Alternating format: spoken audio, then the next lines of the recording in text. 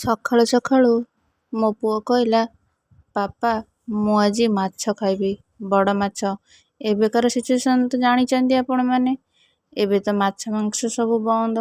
ତଥାପି ଭାଇ ଖୋଜି ଖୋଜି ଗୋଟେ ଜାଗାରେ ଭାକୁର ମାଛ ଥିଲା। ଭାକୁର ମାଛ ନେଇ ଆସିଲା। ମୁଁ ତାକୁ ଧୋଇ ଧୁଆଇକି ଭାଜିଦେଲି। ଭାଜିଲା ପରେ ତାକୁ ତରକାରୀ କରିଦେଲି। ତରକାରୀ କରିକି ତାକୁ ଖୁଆଇଦେଲି। ତା ମନ ଆଜି ଖୁସି ମାଛ ଖାଇଥିବାରୁ। ଯେହେତୁ ଏଠି କିଛି ଦିନ ହେଲା ମାଛ ମିଳୁନାହିଁ କି ମାଛ ଖାଇବା ପାଇଁ ବାର ବି ହେଉନି, ସେଥିପାଇଁ ଆଜି ମୋ ପୁଅ ମାଛ ଖାଇ ତା ମନ ଭାରି ଖୁସି। ତାପରେ ସେତିକି ତ ଖାଲି ମାଛ ତରକାରୀ କଲେ କେହି ସନ୍ତୁଷ୍ଟ ହେବେନି। ବୋଉର ବାଡ଼ିରୁ ଗୋଟେ ପୋଇ ଆଣିଲି। ତାପରେ ନେକ୍ସଟ ମିନି ବ୍ଲଗରେ ଜାଣିବେ ସେ ପୋଇକୁ ମୁଁ କ'ଣ କଲି। ଜୟ ଜଗନ୍ନାଥ।